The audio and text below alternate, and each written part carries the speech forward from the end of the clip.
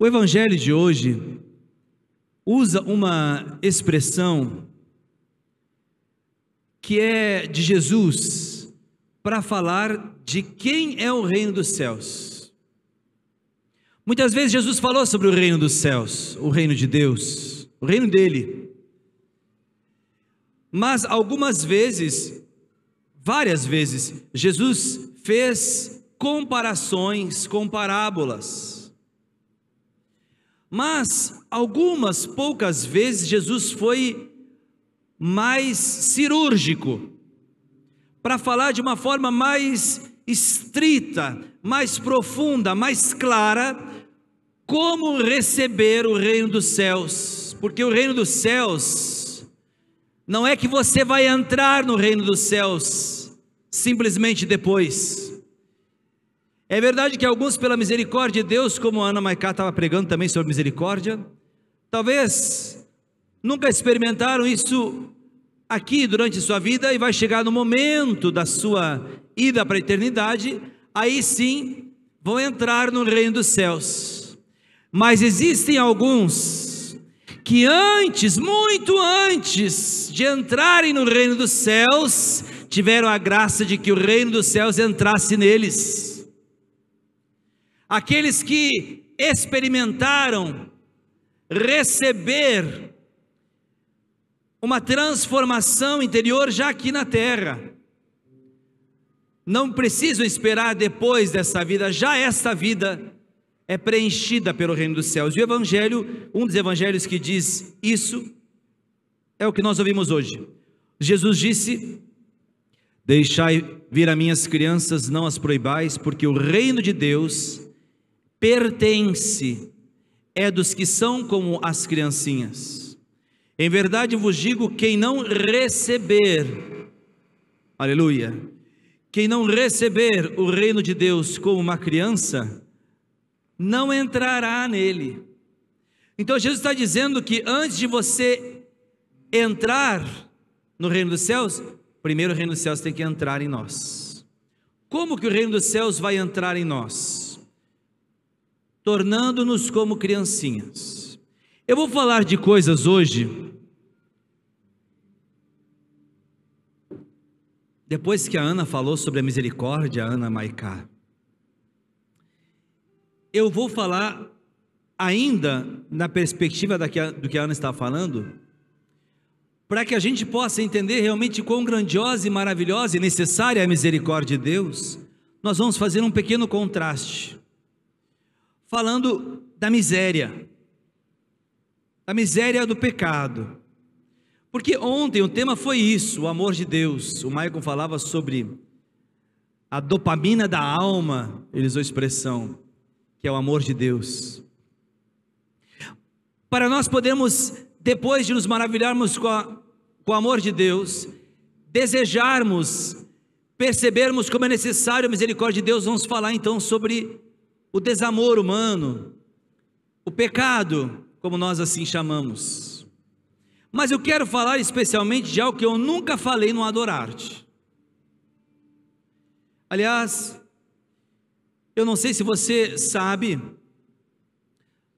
nós começamos o Adorarte há muitos anos atrás, para que os jovens pudessem ter uma experiência que não fosse do mundo, mas uma experiência dentro dos dias do carnaval, uma experiência em Deus. Depois dos Adorartes iniciais, nós fomos percebendo que os jovens vinham para o retiro, e que era realmente um momento onde eles eram preenchidos pelo amor de Deus, pelo Espírito Santo, mas depois a vida dos jovens voltava para as suas atividades cotidianas e não dava liga. Não dava liga entre os jovens, porque tem gente aqui de muitos lugares diferentes também. Como fazer para que os jovens depois tivessem uma amizade que fosse também suporte para continuar na vida com Deus? Nós iniciamos Worshipers. Alguém aqui já participou do Worshipers? Dê um glória a Deus. Não levante muito o braço, por favor, obrigado.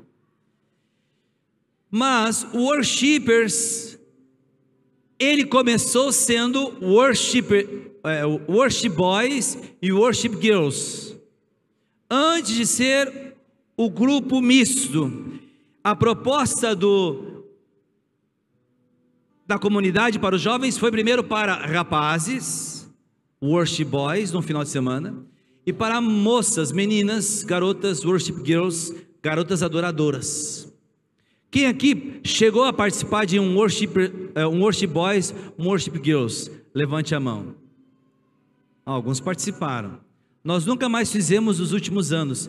Profetizo neste ano de 2025 que vai sair o worship boys e worship girls, em nome de Jesus. Agora, por que nós fazíamos worship boys e worship girls? Porque nós queríamos realmente falar com os jovens de assuntos que são importantes para os jovens, especialmente, para todos nós. Mas por quê? Nós começamos a perceber também que existem muitos problemas, queridos, que quando a gente chega numa certa idade, lá com os 30, 40, 50, 60 anos, nós carregamos às vezes situações mal resolvidas de toda uma vida. Isso não é justo.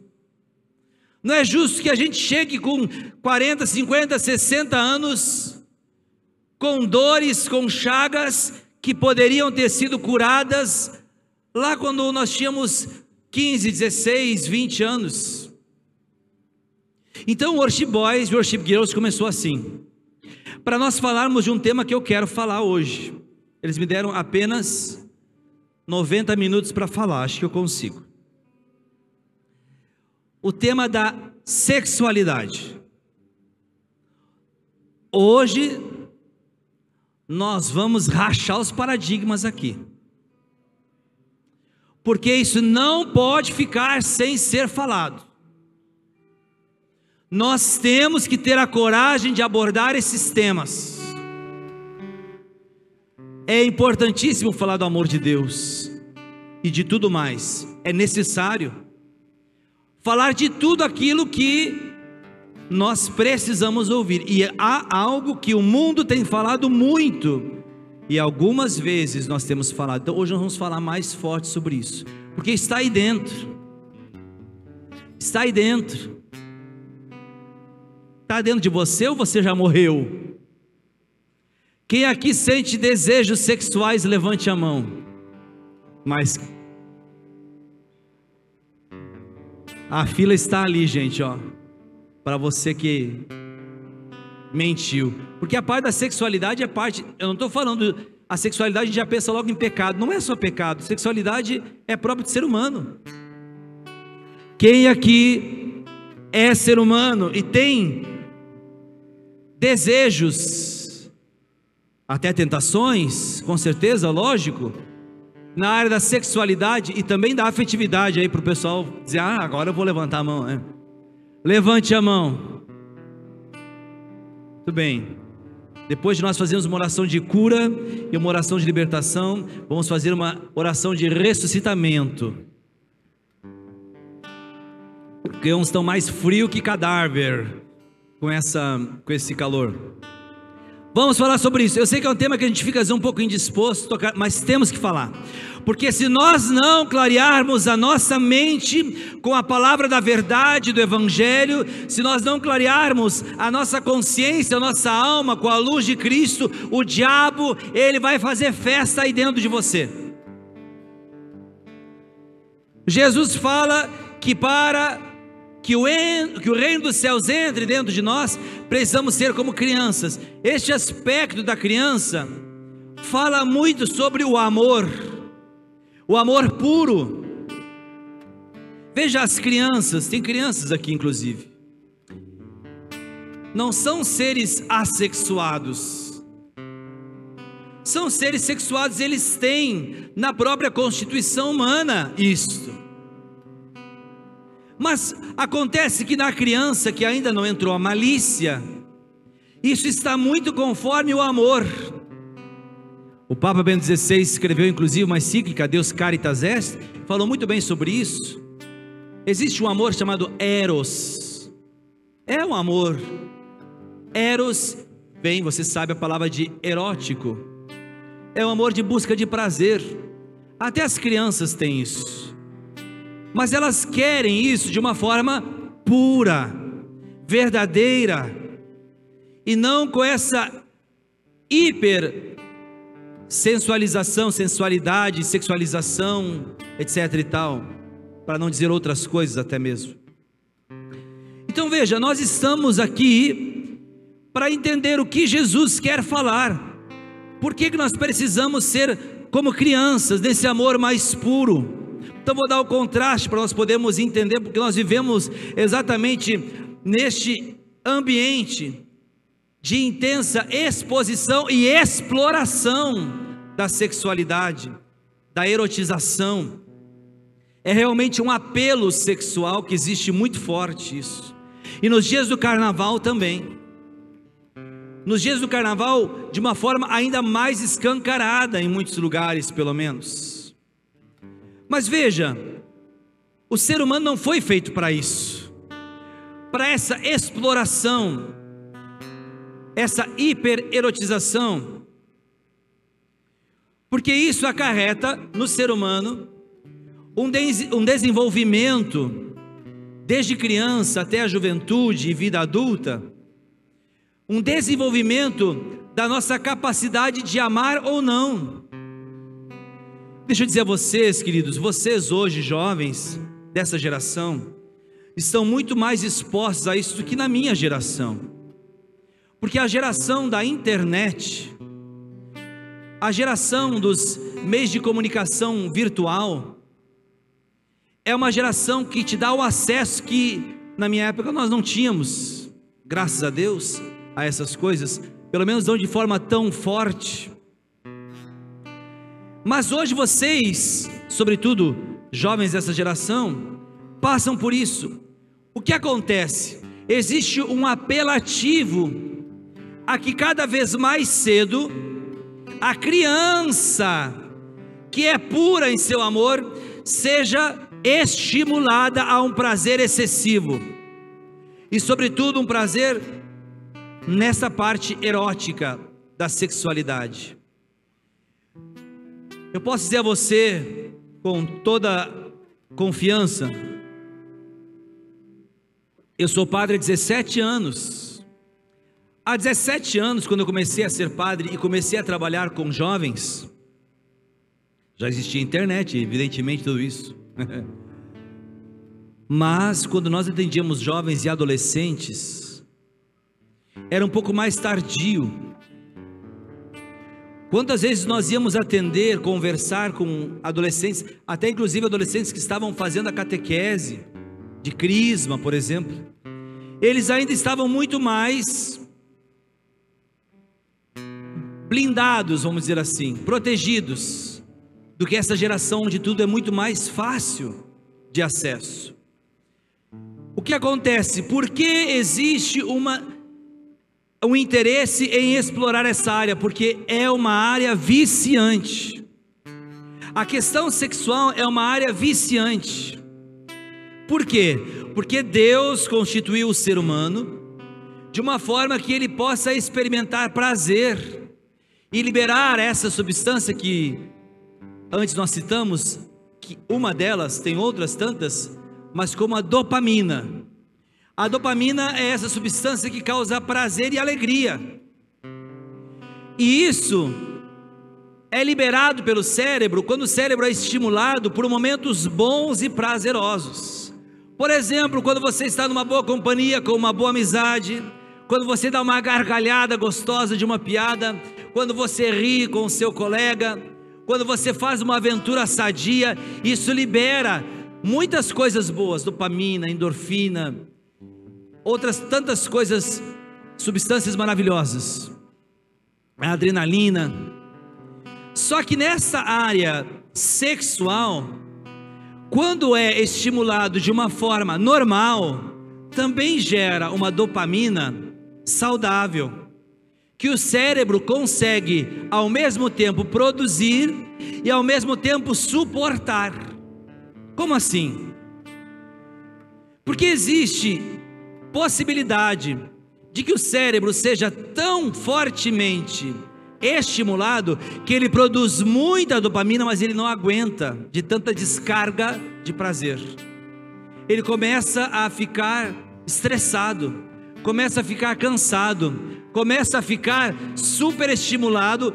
É como se eu dissesse a você assim: olha, é bom fazer exercício físico, mas se você faz muito exercício físico, força demais os seus músculos, vai arrebentar o seu corpo, sua saúde, e ainda mais, você vai ficar com sequelas no seu corpo, sequelas que são difíceis de reverter às vezes. É isso que acontece quando um jovem, vamos agora começar a falar assim de forma mais escancarada, quando um jovem, quando uma pessoa, olha um vídeo pornográfico,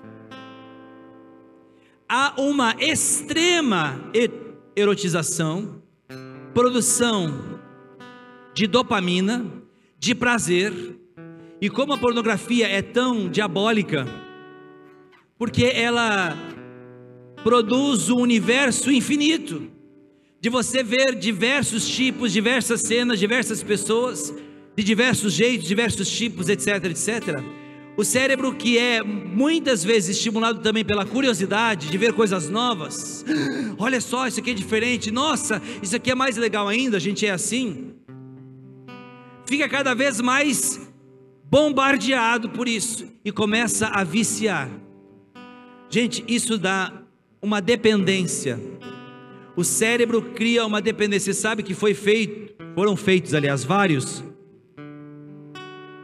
testes, análises do cérebro de pessoas com dependência química do álcool, da droga, e também de pessoas que frequentemente olhavam pornografia.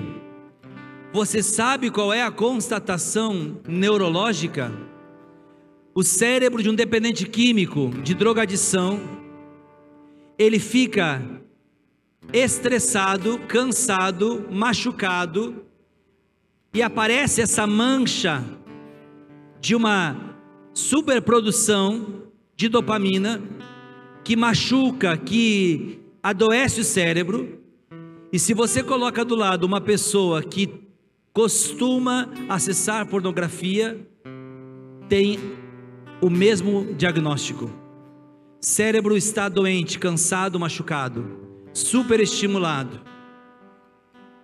Claro, isso ainda se agrava mais quando a pornografia, a erotização, pornografia leva à busca de prazeres mais intensos, seja na masturbação, seja nos namoros, aí nas aventuras de amizades coloridas.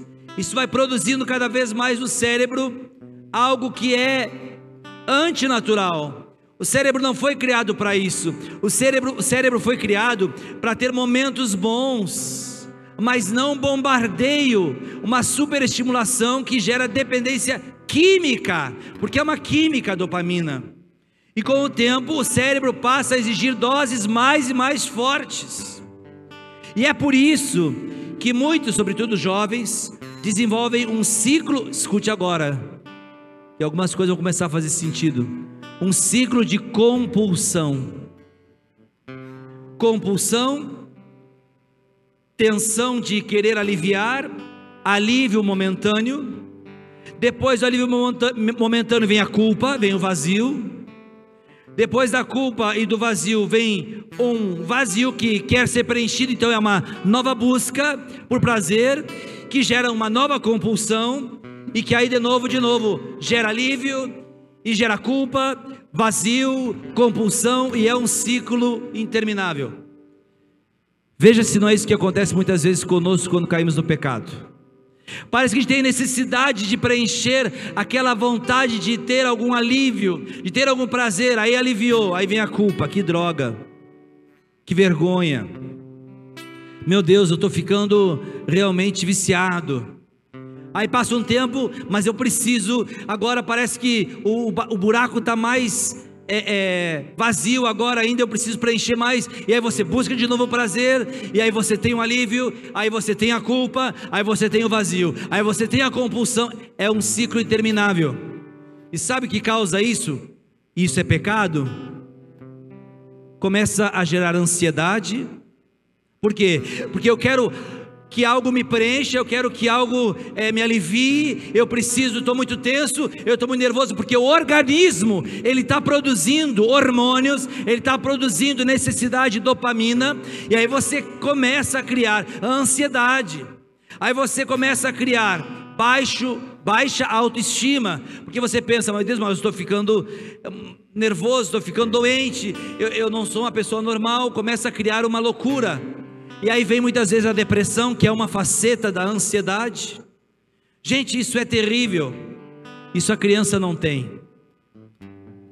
A criança tem amor, tem alegria, tem prazer, mas ela não tem essa dependência. Então Jesus está dizendo para mim e para você: o pecado, ele é desgraçado, e Satanás sabe que o pecado vicia. Jesus disse: quem peca se torna escravo do pecado. E vai virando um ciclo que vai prejudicando outras coisas. Esse ciclo vai prendendo, enredando você numa ilusão, numa distorção do amor, numa distorção dos relacionamentos, porque a pessoa tem a impressão de que ela se satisfaz, que ela, buscando prazer, ela se realiza, mas o vazio sempre está ali. Então ela vai muitas vezes ficando presa nesse ciclo e se afastando de pessoas. Quantas pessoas já disseram que estão se sentindo sozinhas, rodeados de amigos, rodeados de tantas pessoas da própria família, mas sentem sozinhos? Muitas vezes é culpa dos outros, mas outras tantas vezes é um ciclo que você não percebeu que você entrou, e aí vai virando um problema nos relacionamentos. Por quê? Vou falar para algumas pessoas, vai fazer muito sentido. Aí o rapaz está buscando uma menina, acostumado a ter prazer rápido, porque a super, hiper erotização traz prazer rápido, alívio rápido, e depois culpa rápido, depois compulsão rápido, etc. Aí ele começa a namorar com a menina, só que a menina não é um objeto de prazer, é um ser humano com problemas, com lutas, com alegrias, conquistas e derrotas. Muitos namoros começam e terminam já aí, porque o rapaz pensa: não, mas eu não quero namorar para me incomodar, então eu vou curtir um pouquinho. Curtir, foi bom enquanto durou. Depois vai ficando frustrado, vazio, porque os relacionamentos não perduram. Quantas meninas buscam, porque justamente estão acostumadas a encontrar satisfação rápida, é bem menos que os meninos, mas hoje muito mais do que antigamente. Buscam um namoro que vai lhe preencher, que vai lhe satisfazer, mas esse filho de Adão não consegue te preencher, e aí vai virando frustração, mas ao mesmo tempo você tem ele, você não quer perder ele, aí você fica dependente dele, mas ele também não te satisfaz, aí você não sabe se você ama ou se você odeia, se você quer ficar com ele ou quer ficar sem ele. Você está com ele, você está vazia, se sentindo sozinha, e você sente culpa disso, porque não é ele o problema, e nem você, é esse ciclo que começou. E aí começam muitas vezes também os relacionamentos no namoro. Deus fez algo lindo, Deus inventou o sexo para o casamento, onde o amor já está tão maduro, que dois seres maduros juram diante de Deus que esse amor vai chegar a uma intimidade tão profunda, que vai ser exclusiva e que vai ser indissolúvel até que a morte separe. Nós estamos tão maduros que podemos chegar a essa decisão, mas quando se está imaturo, Não, nós não precisamos fazer nada de juramento diante de Deus. Ah, eu gosto de você, você gosta de mim. Ah, eu gosto de estar com você, você me dá prazer. Eu também dou bem-estar a você. Vamos para a cama. E começa um relacionamento no namoro de dependência afetiva e sexual. E o ciclo continua. Ansiedade, compulsão, alívio, culpa, vazio, ansiedade, compulsão, etc. Isso vai dando uma desconstrução da identidade da pessoa, porque a nossa identidade está ligada à identidade sexual. Por isso muitas pessoas têm às vezes dificuldade de entender quem eu sou. Não existe isso de eu sou homem ou eu sou mulher. Eu sou do que eu gosto de... Mas espera ali, você percebe? Você não é um desejo. O desejo, ele pertence a você, mas você não pertence a um desejo. E acontece essa desconstrução da identidade. Gente, e tem tantas situações difíceis com isso. Uma das mais difíceis é a reprogramação do cérebro. Você sabia que o cérebro humano, ele possui um mecanismo de se adaptar, de se reprogramar? Ele tem uma elasticidade, se diz assim.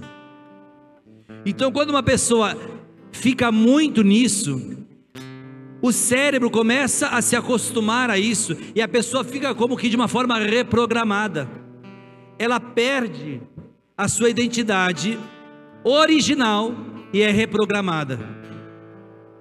E isso causa disfunções, diminuição de capacidade de prazer, solidão, além de tantos outros problemas, como incluindo problemas sociais, infidelidades e até explorações, vergonha, dificuldade de criar vínculos verdadeiros de amizade, sentimentos de depressão e solidão. Outro dia estava conversando com um médico psiquiatra, e eu perguntei ao médico psiquiatra: doutor, existem muitos casos de ansiedade nos jovens? Ele disse: meu Deus do céu, padre, é uma coisa que não imaginava. O grande número de jovens que tomam já medicamento para ansiedade e depressão. Não vou perguntar para vocês, mas vários de vocês com certeza já tomam. Isso cresceu muito nos últimos anos, ele disse. E eu perguntei a ele: mas isso é em decorrência do quê? De diversos fatores, sociais inclusive. O avanço agora da pandemia criou uma sensação de pavor, de ansiedade maior. Aqui no Rio Grande do Sul ainda teve as enchentes. Mas doutor, eu ouvia falar de ansiedade antes de pandemia, é verdade? Não, isso é verdade. O que causava já antes de pandemia então? Aí ele começou a falar várias coisas. Problemas de relacionamentos da família, problemas até químicos por causa da alimentação, etc, etc, etc. Mas eu perguntei a ele: mas escuta, e essa cultura de supererotização de prazer rápido, de compensação, busca de amor por compensação, por prazer, isso não causa ansiedade nos jovens? Ele disse: padre, o senhor tocou num dos pontos principais. É uma das coisas que mais causa ansiedade nos jovens. E eu perguntei a ele: mas então por que, pelo amor de Deus, vocês falam de tantas outras coisas, mas não falam disso? Por que fala-se de tantas outras causas, mas não se fala dessa realidade que para o mundo está bem? Quanto mais você consumir, quanto mais prazer você ingerir, mais dependente, drogado, viciado você fica. Então isso é bom para o comércio, isso é bom para esse universo que jaz sobre o maligno de Jesus. O mundo jaz sobre o príncipe deste mundo que é o maligno. Sabe o que ele respondeu? Ele disse: é porque nós Médicos, sabemos disso, mas muitas vezes nós, médicos, também já estamos nisso. Eu fiquei chocado. Como que um dependente químico vai dizer para o dependente químico: saia dessa? Está percebendo que loucura que ficou isso? É o mundo que nós vivemos, é esse mundo. Mas deixa eu dizer a você, esse mundo que nós vivemos não foi criado por Deus assim. Quando Deus criou o ser humano, disse a primeira leitura da missa de hoje, Deus criou o homem, olha que coisa mais linda, e o formou à sua imagem. E olha que coisa extraordinária que vem em seguida: a terra o faz voltar novamente, embora o tenha revestido de poder semelhante ao seu. A Bíblia está dizendo: o homem é feito à imagem e semelhança de Deus. Claro, você entende quando eu falo homem, você sabe que eu estou dizendo ser humano. É criado à imagem e semelhança de Deus. Isso significa primeiramente que ele é como uma criança. Nesse sentido, tem um amor puro. Ele é a imagem e semelhança de Deus porque ele é bom, mas também porque ele é forte, porque Deus revestiu o ser humano de um poder também semelhante ao dele. Vou ler de novo: da terra Deus criou o homem e o formou à sua imagem, e a terra o faz voltar novamente, embora o tenha revestido de poder semelhante ao seu. Então eu não quero ficar aqui falando das estratégias do demônio, não quero ficar falando aqui do reino das trevas, porque o demônio todos os dias tem que fazer planos novos. Todos os dias ele faz um planinho, de acordo com o que você está vivendo, inclusive. Mas eu não quero falar do plano de Satanás e nem do reino das trevas. Eu quero falar do plano original de Deus e do reino dos céus. E o plano original de Deus é: você não é essa caricatura que o mundo está tentando dizer a você que você é. Você não é um doente, você não é alguém que precisa disso. Você deveria dizer para você mesmo: em nome de Jesus, eu não preciso disso, eu não preciso do pecado, eu preciso desesperadamente de Jesus como meu Senhor e Salvador. Essa é a sua imagem e semelhança. É isso que você e eu precisamos entender: o plano de Deus. E o plano de Deus é que você seja livre. Você não nasceu para ser escravo, e se um dia você for escravo, em nome de Jesus, essas cadeias serão quebradas neste final de semana do Adorarte. Nós precisamos passar por essa metanoia. Metanoia é mudança. Poderíamos dizer, mal comparando, essa reprogramação do cérebro. Metanoia é isso, mas não é um reprogramar para uma coisa diferente. É algo tão novo quanto antigo, porque é a mente de Cristo, é a vida de Cristo, é a pureza de Cristo como habita nas crianças.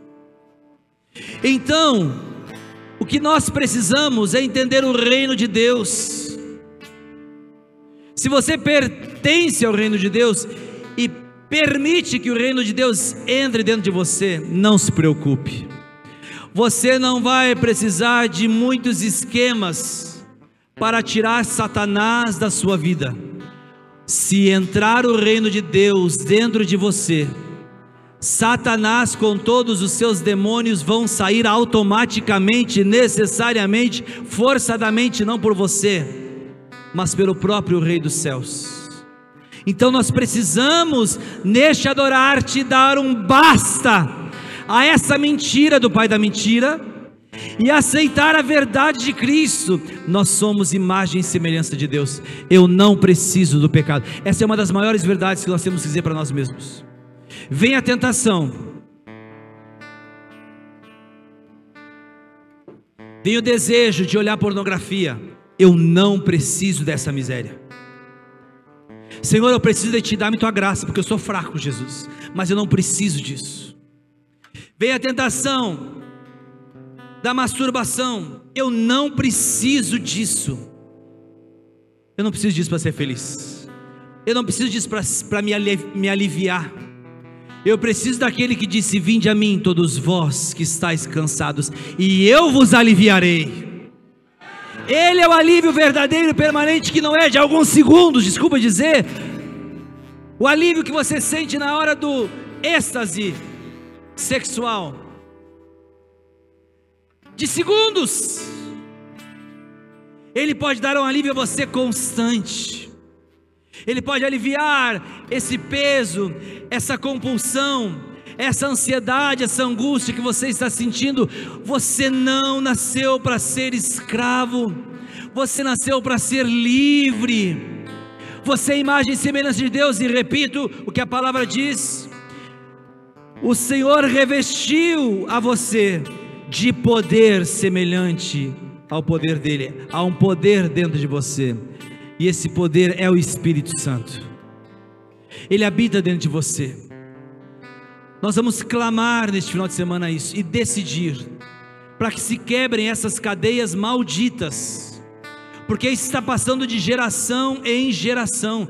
Graças a Deus, eu tenho a graça de ver jovens que participaram do Worship Boys, Worship Girls, e que lutaram no seu namoro, e tiveram um namoro casto, e tiveram até um casamento virginal, ou se caíram, logo se levantaram e deram um corte, e puderam dizer: eu renuncio a isso, porque eu não preciso do pecado, eu preciso da vida nova em Cristo.